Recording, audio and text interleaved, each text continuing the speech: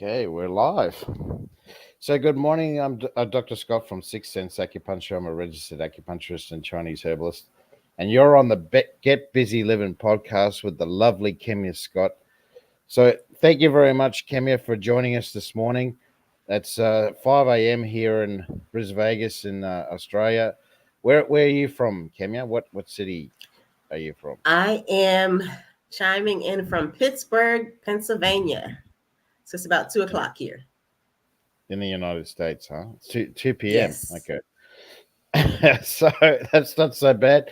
So hopefully there's some people over in the States watching this, and also here in Australia. It's not too bad. In Sydney it's about 6 a.m, but here in Brisbane it's 5. So thank you so much for giving us your time to explain about your business and also about you yourself, and much appreciated for coming on.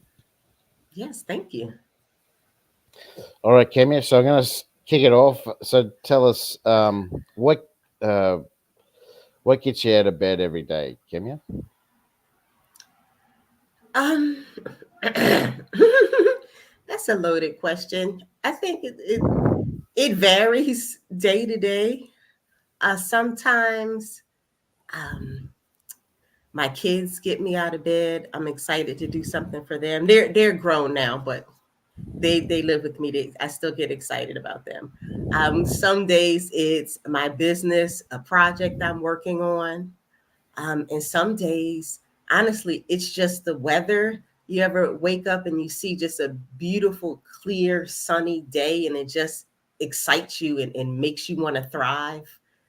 So day to day, it varies. Yeah. That's a yeah. You're the first one to bring up family, actually. So that for me, that's very true. I want to speak to my family if I Mm-hmm. can as much as often, because they're inspirational as well. Mm-hmm. 'Cause Yes. you want to help them, you want them to help you as well, and Mm-hmm. share those intimate moments as well with each other. So, Yes. Yes. so it's very true, Kemya. And yeah, it it just to see the sunrise, like it's starting to rise now. So Mm-hmm. it'll probably get better in the background here for me. So so it's going to be a magnificent day. So fantastic. Mm-hmm. So much appreciated. Thank you. And also, so let's talk about your business. So Mm-hmm. you're a marketing strategist, and Mm-hmm. also you're in the IT arena as well.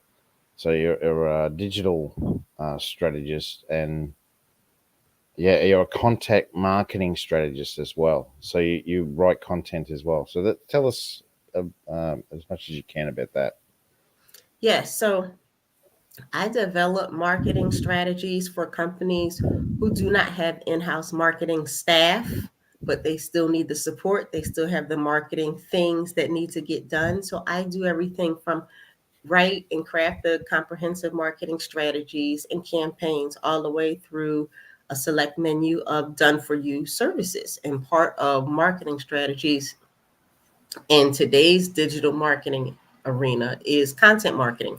Content marketing is really the core of everything that we do online because everything is content. We're all content creators. You know, you're a content creator hosting a podcast. And so part of my services include developing content marketing strategies, figuring out what to say, who to say it to, how to say it, and how to lead prospective clients through a journey to go from awareness of who you are all the way through becoming a loyal customer. And that's part of my job is to help you figure out what content really will land and resonate with your desired audience. And then of course, I also do social media management as a part of that content marketing strategy. So I craft the social media posts, figuring out what platforms to be on, the types of content that should be shared, whether it's the text, the visuals, etc. And so all of that really falls under the umbrella of a marketing strategist, and that's really what I do. And the types of people, the types of businesses that I serve are typically solopreneurs and micro business owners. I'm typically coaches, speakers, authors, consultants, again, who don't have that in-house marketing support, but they still need a specialist. And it is more efficient for them to outsource it than to try to hire someone full time on their team. Yeah, yeah, that's yeah, very true. It's the other thing. It's easier to. So, have you got a background in writing as well? I forgot to ask it. Um, I've always been a, I say I've always been a writer, but I'm not a writer. I've always been a graphic designer, but I'm not a graphic designer.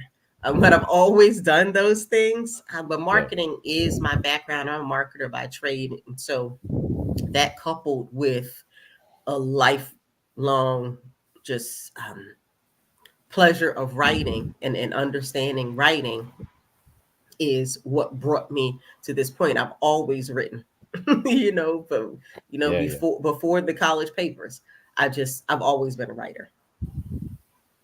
yeah. Because I was thinking that because the reason why I asked that because it's an acquired for me. It's an Hmm. acquired uh, skill to be able to write about what we do, Hmm. and that yeah, that takes time to develop that. So that's why I Hmm. thought, oh, you must have a bit of a writing background Hmm. because it's not easy to get into that straight away.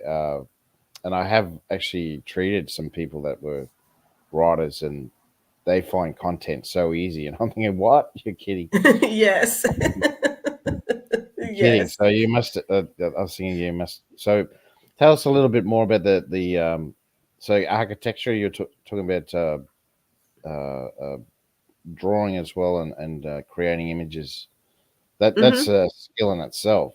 It's made it easier now with the software that we have, but still, again, it's to have that creativity to come up with new ideas when it comes to Hmm.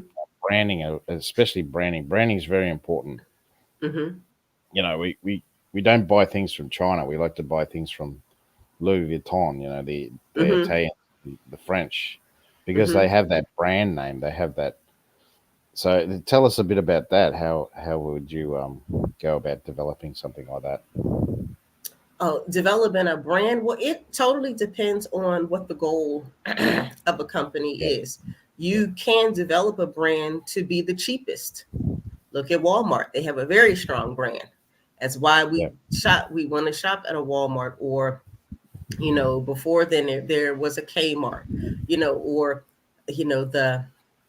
the dollar stores, things like that. You can develop a brand to be the cheapest, and you can develop a brand to be the midpoint, or you can develop a brand to be the luxury, thinking of Rolls Royce, of Louis Vuitton, those types of things. So it really just depends on what your goal is for your yeah, company and what the brand is that you want to develop. And then once you identify where you want to fall relative to your competitors, that's when you start putting together the branding elements that really support that in terms of the colors you use. Some colors are luxury, some color combinations are more luxurious than others. Some color combinations are midpoint or conservative. Some fonts resonate with a lower price point than a higher price point. So it really is a combination of the visuals, the fonts, and even the language used. Certain language Louis Vuitton would never use. Certain language a Walmart would never use. So it really yeah, depends on, as the company, where you want to fall. And there's profitability across the entire spectrum. It just depends on where you want to fit in. And a lot of companies, I find they don't identify that proactively. They don't figure out where they want to fit relative to their competitors. They just go and launch, not realizing that you have to figure out where you want to fall. Do you want to be the cheapest, fastest, easiest, or do you want to be luxurious, exclusive for a select few? So it really, every company can figure out where they want their brand to be and what they want their brand to be. And then they reverse engineer that brand to develop the feel, the sound, the look of it to really fit with their desired target audience. Yeah, that's very well said. That uh, because yeah, you're right. You could go either way. You could either go towards the everyday Joe that wants Mm-hmm. to that just wants to. It's all about price. And the other thing Mm-hmm. is, I've noticed as well, people want convenience now. Since 2020, everyone wants to buy things, order it at home. Mm-hmm. They don't want they don't want to go out and get it anymore. So people want convenience more than ever, and yeah, that Mm-hmm. can also affect your strategy as well. People Absolutely. thinking, especially small businesses, thinking about Mm-hmm. going online so they can Mm-hmm. purchase this. It's a bit harder with services, but with products, it's yeah, it's almost ludicrous not to have it purchased online, so you can just mail it to them because people just want everything convenient now. Is that your Absolutely. experience as well? That's me. Yeah, That is me. But even you mentioned something key is it's not as easy to do with service-based businesses, but that's also why too, at least here in the state, I've seen over the last few years the proliferation of yeah, mobile-based services because of the reasons you said. People want convenient. So people will come to you more often for services than they used to yeah, for that reason, for the convenience. And so mobile services, from hairstylists to dog groomers to everything in between, mobile services really have started to stake their claim as a viable option because we want convenience and we want things to come to us. And I yeah. am that. I'm definitely that customer. Oh yeah, yeah. Okay.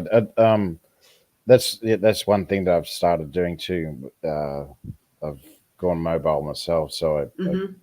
I cover around about a 200 kilometer radius. Uh, so because of that reason, because people are Hmm. they want convenience, they want you to go to their home and provide the Hmm. service. Hmm. And it makes it easier. And if they yeah product based, if they want to buy herbs off me, then they can through the Hmm. website. Hmm. So yeah, I understand what you're saying. It's very true. So tell us a little bit more about the digital side. Did you do any study in that area, like IT or? Not on the IT side. I went to school for marketing, so I have the foundation of marketing. When digital came about, I just immersed myself into what that means. You know, I've taken various courses, and over the years, I've been working online since 2004.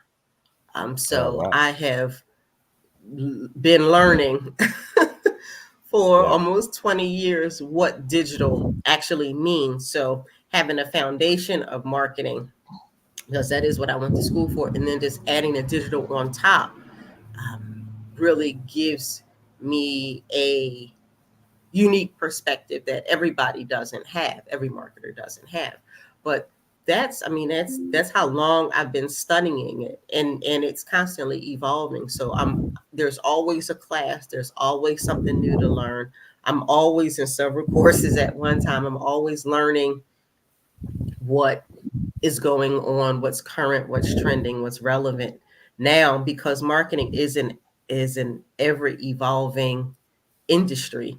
and we're always learning. It never stays the same. It's never stagnant. So every marketer is always in the process of learning something new, because that's the way digital marketing works now. It's always something to be learned. There's always a new platform coming about. There are platforms that come about that people don't even know exist. There are things that are Yeah. going on, online, people don't even know exist.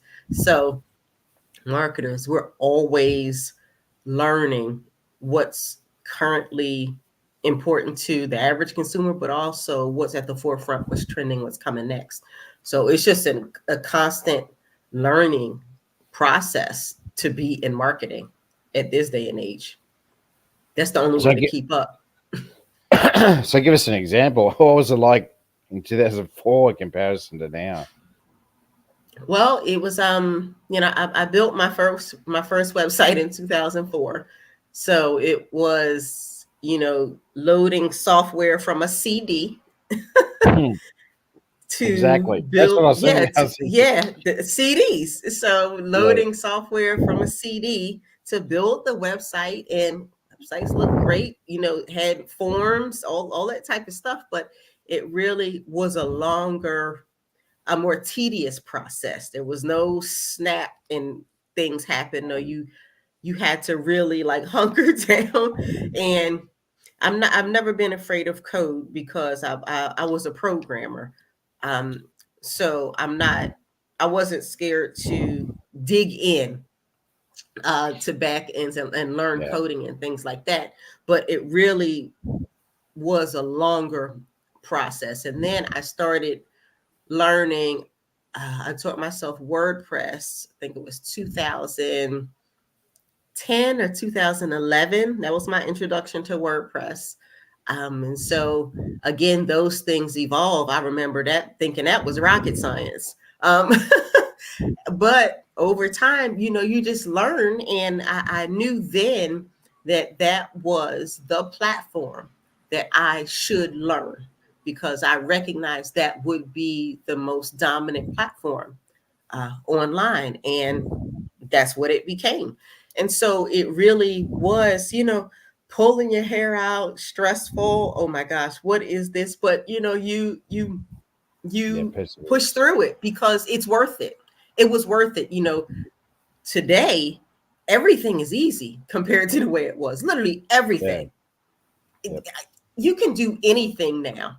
Anybody can do anything now yeah. if you It's want to. Just the amount of tutorials that they are available now, just the amount of YouTube videos, like that wasn't a thing before. There was no YouTube video to consult to figure out how to do something. And so yep, it really, but I'm glad I came through that era, because it really gave me an understanding and appreciation for how things have evolved. It gives me an appreciation for, oh, I could just pull up a YouTube video and figure it out. I don't have to stress for 4 days and sit at the computer for 16 hours straight figuring out something. I don't have to do that anymore. So I have an appreciation for the ease and simplicity of a lot of things now that a lot of people will take for granted because they don't know the hard road that we traveled to get here. yeah. And it Definitely. was indeed a hard road. I imagine. Yeah, I didn't like when I remember going through high school. So this is the late '80s, late early '90s, and that's why they said there's computers are going to be the future. Doesn't matter what you do, there's Mm-hmm. going to be computers in our lives everywhere, Mm-hmm. and that's why I took up typing because they said to us. I remember the advisor said, "Pretty good chance you're going to be messing around with computers, whether you like it or not, Mm-hmm. and you're probably better off learning how to type." So we got the old school 1970s typing machines, and here we have, and Mm-hmm. and then Mm-hmm. then the computers came along. It was so much easier because you got to really Mm-hmm. press them really hard, and then Yes. and I remember, um, especially in the '90s, the 2000s it got a bit better, but like to even bring up a photo in an email, it took forever. Yes. Yes, it did. And Yes. it took forever because it was all dial up. You had Yes. to use your telephone line so that Mm-hmm. if you're living with someone else, they get upset because you set up the telephone line. You You're couldn't, tying up the line. yeah, Exactly. yeah. So Yes. you couldn't use a, yeah. So that's I'm showing my age, but yeah, and then in the 2000s it got a little bit easier, and I remember they were trying to there were companies going around asking people to build their own websites, and um, they were charging people, which was a smart idea because back in those days it was like, what's a website? Mm-hmm. I have no Mm-hmm. idea. What is a website? I got no idea what that is. Mm-hmm. So yeah, it has totally evolved Mm-hmm. from 20, 30 years ago. Mm-hmm. It's yeah, like you said, you can just go to a tutorial now and figure out what to do through that tutorial. Mm-hmm. And if it doesn't give you the answer, you can always go to another one. Exactly. In Exactly. those days, you had to Yes. figure it out yourself. You did. You had, yes, right. You had to You're email right. someone. You You had to just had to email sit someone. there and I mean, I remember those days. You just had to sit there to figure it out. There was nothing to consult. You Yeah, just had to figure it out. yeah. I had a friend who he was right into IT. He ended up working for IBM. Um, and I'd have to email him if I wanted to ask anything. But yeah, Mm-hmm. so it's so that's why I was asking him. Like now, like you said, you got software now for everything. I got Mm-hmm. software for editing. Like I use Movie AVI to edit videos, or Mm-hmm. Canva. You can use Mm-hmm. Canva. There's so many different softwares now that you can use. Like even StreamYard, you can do it as well. Mm-hmm. You can edit your videos. So it's there's just so much out there now and same with uh, not so much imaging, but your branding and stuff like that. That's a little bit more complicated. But yeah, uh, to get the message across is very important. That would be your key. Would that be Mm-hmm. right, Kenya? Yeah, definitely. Definitely. The messaging is everything because it can things can look great, but if they don't sound right to your audience, it won't land with them, which means they won't click and they won't buy. Yeah, So a lot of things they can look great, but if the messaging is off, it doesn't work. yeah, definitely. That should be a correct cry. That should be yeah. So you can make that better. So that's Mm-hmm. awesome. So tell us a little bit more about the business that you have. So you're also a coach, so a business coach. So tell us a bit more about that. How did you get into that? How did you get into business coaching? Because that's a big As jump from digital support and strategist to business coach. it's not actually by Oh, really? default, as a marketing strategist, I'm a consultant.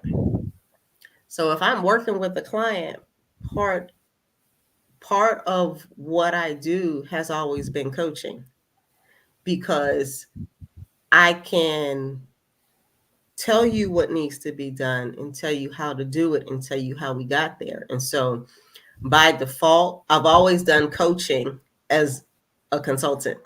So I've always been a hybrid. And I've had my clients tell me that. Well, why don't you just call yourself a coach? I said, because I'm a consultant. They're like, but you coach too. I'm like, okay, but I gotta pick one. But it really is just a part of what I do as a marketing strategist. I'm coaching my clients. I'm coaching them to figure out what they want to do, where they want to go, what's the roadmap that we need to create to get them where they want to go. And part of that is consulting, giving them direct do XYZ, but part of that is coaching, helping them to figure out what they want to do, who they want to serve, why they want to serve them. Because I dig deeper than just the marketing problem or the marketing challenge at hand. Because, for example, a lot of clients will come to me thinking they have a social media problem. They never have a social media problem. They have an operations problem. They have a messaging problem. They have some other problem, but it's not a social media problem. And so part of me as a consultant is to coach them to fix the underlying root of whatever the problem is that they think they have. And so coaching has just always been a natural part of what I've done.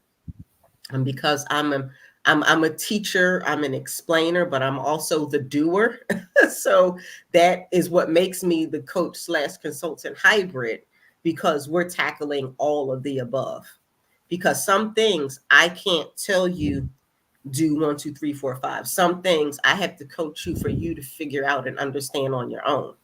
Like I can't, because I've had clients and I can tell them, I can create a brand, a company, I can do all the messaging, but if it's not the business that you want, then it doesn't work. So we have to go through some exercises so we are clear on what the client wants, because the client is not always clear on what they want. They think they have certain problems that they don't have. That's the surface level. So just diving a little bit deeper as a coach will allow us to uncover what the true challenge is, or why they really needed to call me in the first place. And then from there, then we can work towards fixing it. And so for me, it's a natural fit, natural progression, because it just directly falls in line to what I've always done. So, give us an example of like a client previously that you've dealt with, uh, and you've helped to solve that issue. Um, so let's see. Somebody I was talking to recently. So I had a woman who, let me see, she was working with someone. She has an assistant, and she's working to rebrand her business. She has a book, um, redoing her website, and she thought she needed to talk to me because what she's doing is not working. I hear that a lot. And Yeah, I'm posting on social media, and it's not working, and she's rebranding, but rebranding without a marketing person. She's rebranding based on what she thinks. And so she started talking to me, and I started diving a little bit deeper into why she's rebranding, what she's rebranding to. I said, okay, let me see. You saying you're rebranding. Who did you consult to rebrand? Because if what you're doing is not working, then you doing a rebrand is going to get you the same results. You have to have a third party come in to strategically help you not do the same thing you've been doing. So I said, okay, well, you're rebranding. Let me, people like to get new logos, and they like to redo stuff on their website. I said, okay, let me see the website. I looked at the website, and immediately I said, well, this will not work. Why? I said, she was the coach. I said, because this section right here, I just went on the homepage. I said, this could be anybody's website. There's nothing about you here. I said, these are all, this section that you're talking about coaching, these are all the features of coaching. Has nothing to do with you. Every coach gives access a certain way, direct communication. These are all features.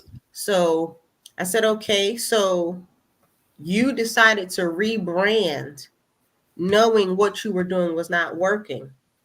So it would behoove you to consult a person like me. If you don't hire me, hire someone to help you with the rebrand, because otherwise all you're doing is repeating the same problems you've had.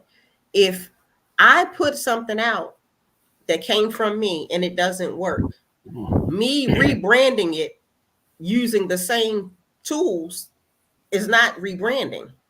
that's changing colors. And so oftentimes people in the name of rebranding think changing a logo or changing colors is rebranding. That's not what rebranding is.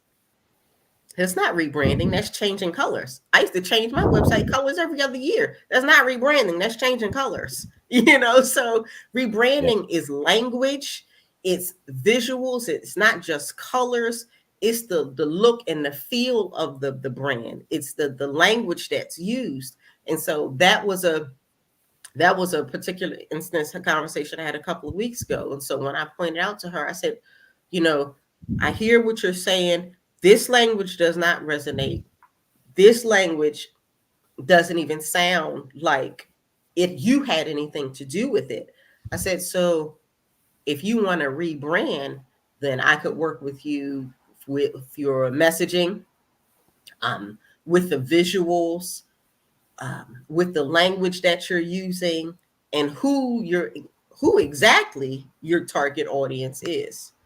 That's where I come into play. But she didn't realize because she was just trying to do it herself. Yeah. And a lot of times the problem is that so many business owners, they invest in the wrong things. They won't invest in marketing expertise. They invest in the technical stuff. They invest in a pretty website. They Yeah. invest in pretty graphics. You don't Yep. need any of that. You don't need that because if the messaging is off, the pretty website won't do anything. If the Yep. messaging is off, the cute logo does nothing. Nobody cares about your logo. And so Yep. oftentimes business owners will invest in all the wrong things.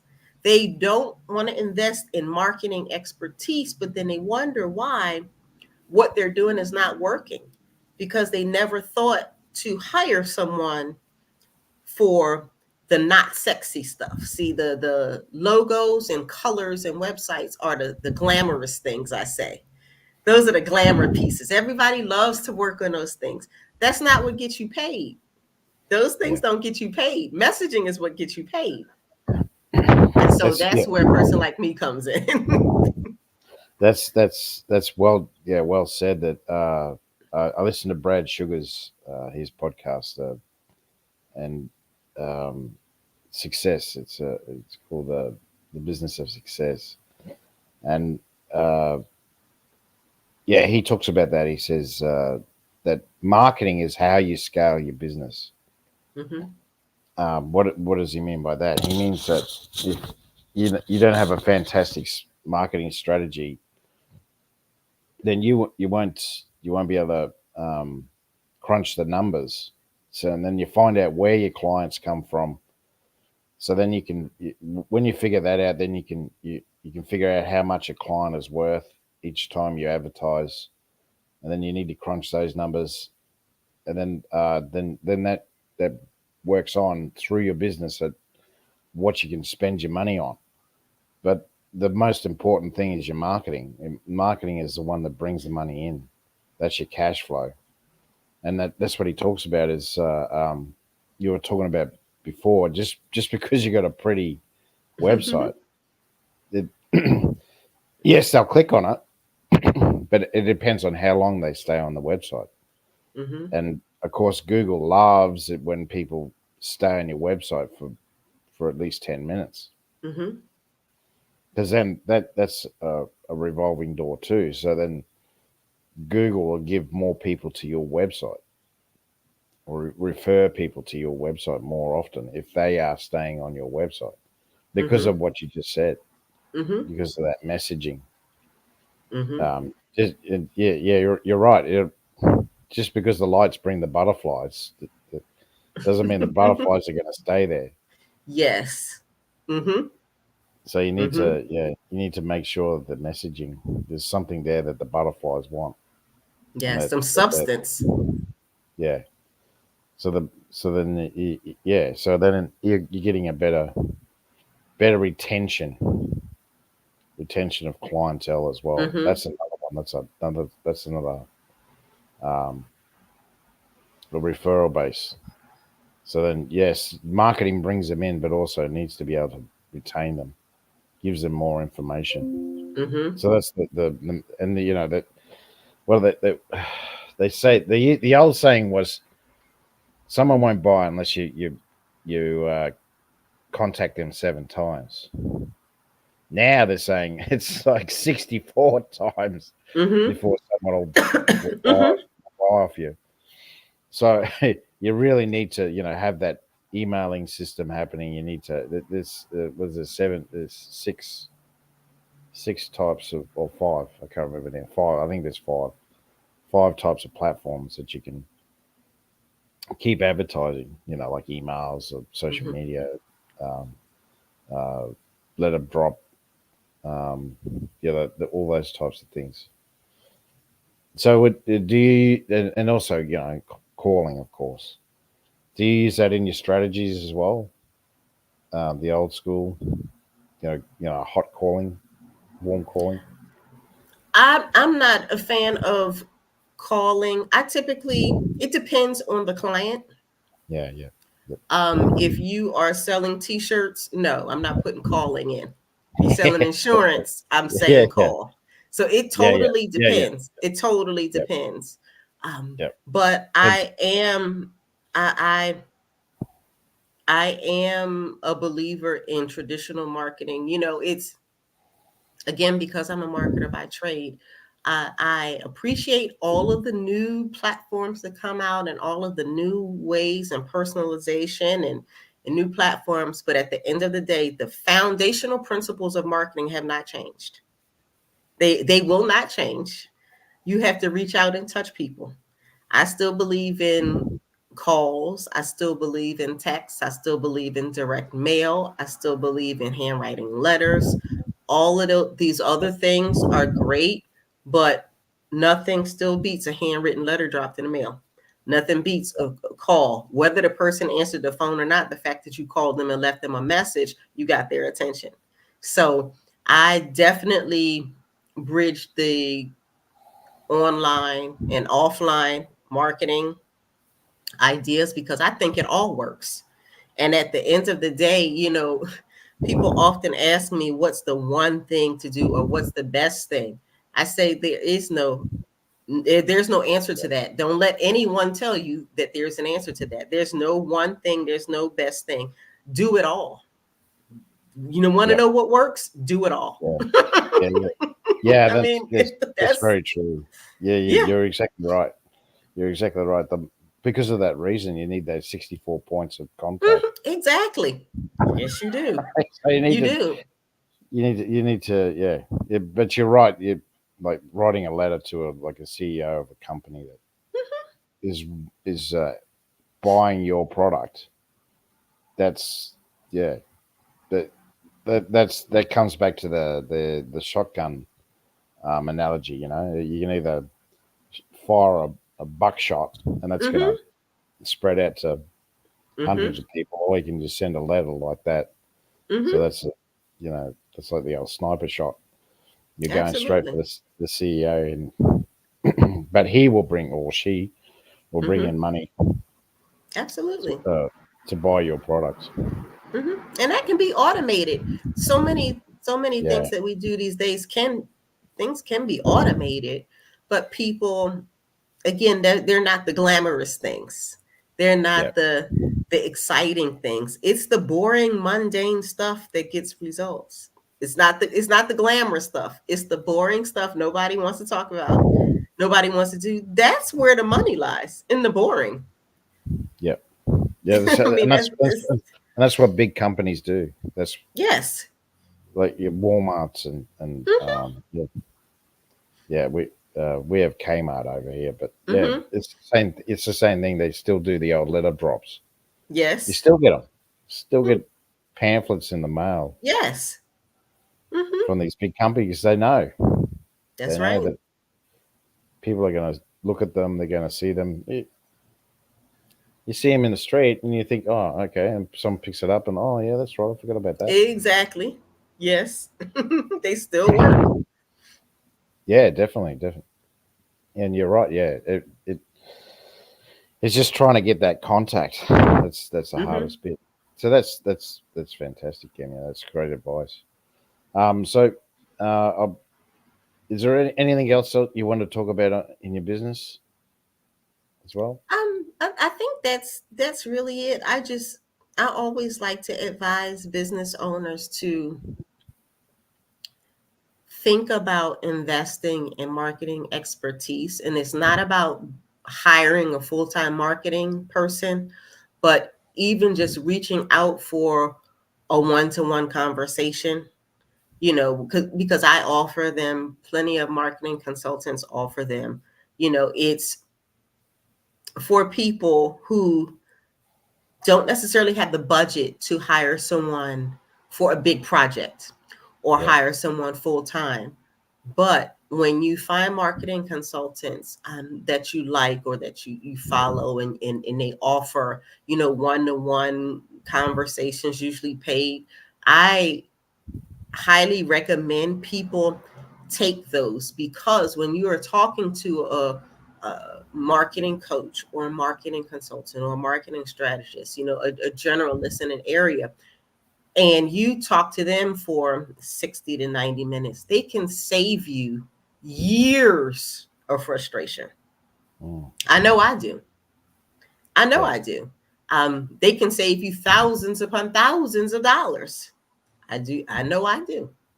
Yeah. Because we've already done the things, we know the things, and what takes you 3 or 4 months to figure out, we can tell you in 4 minutes if you would just ask. So that is Yeah. one thing that I try to suggest to people. I pay for marketing expertise. I'm always in some marketing class to learn some XYZ about marketing, but that's the way I've learned so many things, from one-on-one calls with experts. I've had them across a number of different parts of my business for years. It's not that you might not be able to hire a person to jump into their 5-figure program or something like that. But if you get the opportunity to hire them just for a conversation where they can put eyes on your business and you can ask them very specific questions that you can't Google, I advise people to definitely consider that, because you'd be surprised how much time and money you can save yourself with one phone call. And I know for me, I offer borrow my brain for a fee sessions for that reason, because you can't Google your way through scaling a business. That's not how it works. You're going to have to pay somebody at some point to Yeah. get that expertise. Like you said, marketing is how you scale your business. And so that's what I tell people, whether they hire me or someone else. It could be some other coach that they've been on the fence, they've been following and they've been on the fence about hiring. Hire them. Yeah. Just hire them. You might be surprised at how much money and time you save yourself, and you Yeah. will save yourself so much headache, and you'll learn tons in the process. Stop trying to Google your way to scaling your business. You can't grow and scale based on Google. There comes a point to where you have to invest in specialized expertise to get you where you want to go. And so that's what I try to impart with um, with business owners, whether you hire me or someone else. I just try to impart that mindset shift, because that can make the difference in how you grow your business. Yeah. Definitely. Excuse me. Sorry. Yeah, you're exactly right. A lot of businesses I've come across, I've talked to about, um, are they? I get the same story. Is, oh, I just don't have time. I don't have the don't have the usually it's time and money. Mm-hmm. I don't have the time, or I don't have the money to consult with people. And I think to myself, well, you're going to need help. If you don't Yes. get help, if you don't get help, it's this is just going to get worse. It's not going to get Yes. any better. And then Yes. your service or product is going to go down Mm-hmm. in sales, because you're not getting the right ideas into the people that you want as clients. Mm-hmm. So that's, yeah, you're exactly right. it's very important Mm-hmm. to that I can see why he went became a coach because yeah, that's the blocks that people have. Yes, They it is. Yes. and they'll come to you, 6 months later. They'll come to you 6 months earlier, I should say, and then they ring you, and then I'm denied, and then they didn't do anything, and then 6 months later they call you again. Oh, Kemya, can you help me? I'm ready to Yes. spend now. I have to. Yes. I have You have to. to do something. Yes. Yeah. Mm-hmm. Because if you don't change yeah, and Yes. expecting the same result over and over again, Exactly. Exactly. And definitely. another thing, you said something very important. People, it's usually either they don't have time or they don't have the money. Now, we always have the time because we all goof off and do things that we shouldn't be doing. So we all have the time. So it's not the time, but the money. I find that people they try to go so big that no, you don't have the money for as big as you want to go. But I say start small. Start with, if there's somebody that you want to work with, okay, what's the smallest ticket they product or service that they offer? Start small. You don't have to go, now I run the gamut. I got $27 planners, or I got $5,000, $10,000 packages. Okay, nobody said you start at the top.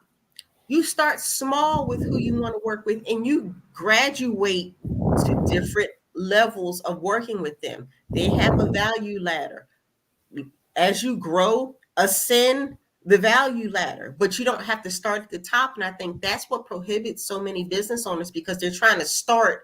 Oh, I know I got to do the big program. Well, the big program is $10,000 and you don't have it. So you're just going to keep floundering instead of taking their $47 class and then their $97 course and work your way up to the $10,000 program.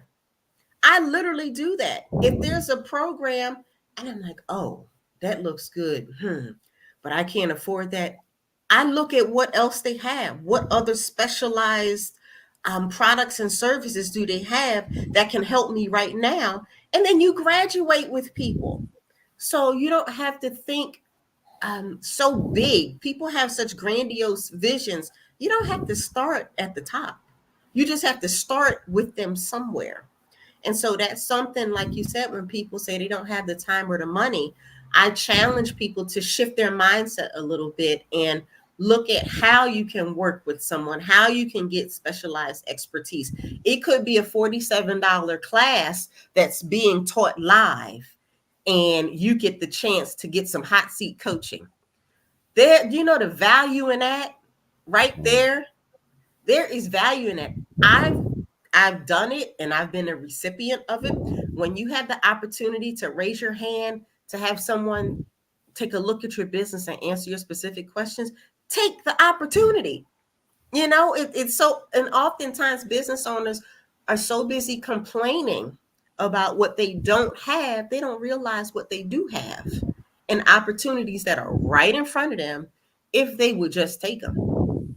And so that's another thing I would just, as people think about, oh, I don't have the time, or oh, I don't have the money, that's because of the way you're thinking about it. So just think about things a little bit differently, and you'll be able to get the help and the resources that you need to grow your business. And whether it's marketing, operations, wherever you need the help, this applies, not just marketing, but across all the facets of your business. Just think about how you can get things. Heck, if you have to buy a book and download the additional resources that the book came with, start there. Start with the $20 book, but start somewhere. Don't sit and wait until you can take the $10,000 program, because by the time you get there, your business could go under by the time you get to the $10,000 program.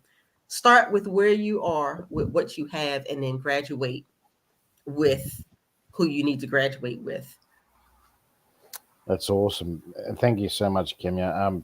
So you've done well. It's almost 50 minutes, so fantastic. So I'll just go into the last two questions. So what would be you sort of given us a little snippet of what your ideal client is or avatar, but I'll make it official now.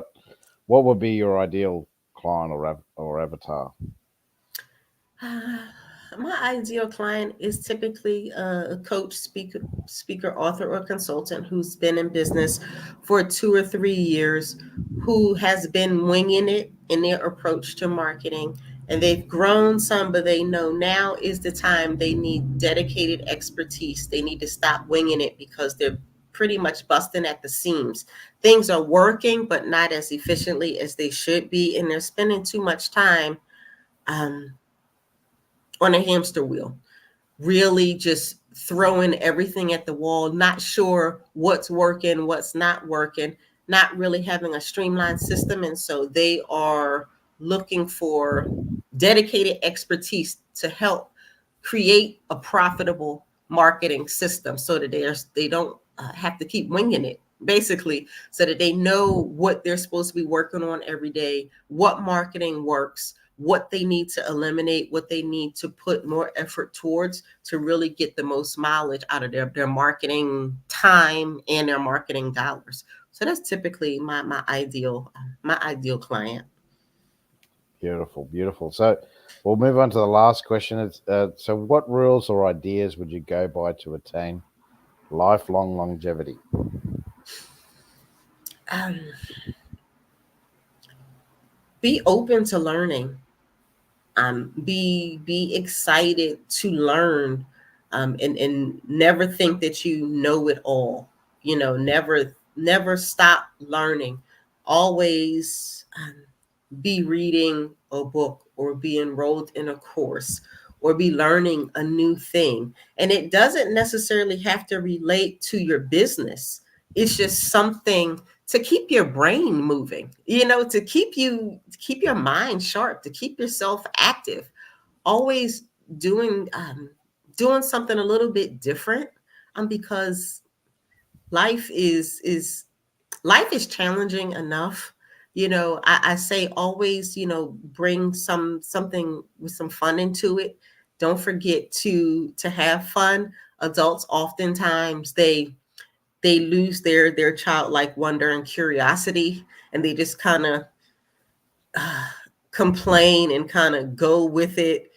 And I don't do that. I'm always looking to learn, to evolve. I like to have fun. I watch cartoons. I always like cartoons. I still watch cartoons. There's always something fun that we all did as kids that we stopped doing. And so I would challenge you, if that's you and you're thinking about just the doldrums of adulting. It's rough enough. Adulting is rough enough. We can all agree. Think about something that when you were a child brought you joy, something you liked. It could have been sitting reading, it could have been coloring, could have been drawing, could have been skating. I don't know, but just tap back into that and you'd be surprised. It just, even if you tap back into something for 5-10 minutes a day, it brings you such a peace, because you kind of shake off your adult coat, you know what I mean, and you just go back to being a kid. And so that's really, that's the key for me. I never want to lose that part of me, that childlike wonder, that curiosity, and just taking time to color and read and draw and stare out the window for no reason. You know what I mean? That's Yeah, fun, but you'd be surprised the clarity it gives you sure, yeah. when you just stop focusing and just let yourself wander. Wonderful advice, Kemya. Thank you so much. It's been a pleasure having you on the Get Busy Living podcast. If you could also, so on my um, profile on Facebook, so just Scott Fox. If you go on there and you put your contact details and there, Mhm. your website or any packages you have or any specials that you have at the moment or any books that you've written. Uh, and also on LinkedIn. This is live on LinkedIn as well, and also YouTube. So yeah, you know my profile on LinkedIn, so Mhm. you can put the same details on that there, Kimya, so people can reach out to you and talk to you about their marketing strategies and any business advice that you can give them. That'd be much Will appreciated. do. Yes, yes. Thank you for having me. It was a pleasure having a conversation with you. Appreciate it, Kemya. And you have a lovely afternoon. It's only You have starting a today. great day. Thank you. Thank you so much. Thank you, much. Thank And you. Merry Christmas too. Merry Christmas and a Yes, Happy New and Year. Happy New Year. Yes, Yeah, yes. Happy New Year. Same to you. Thank you so much. Thank you.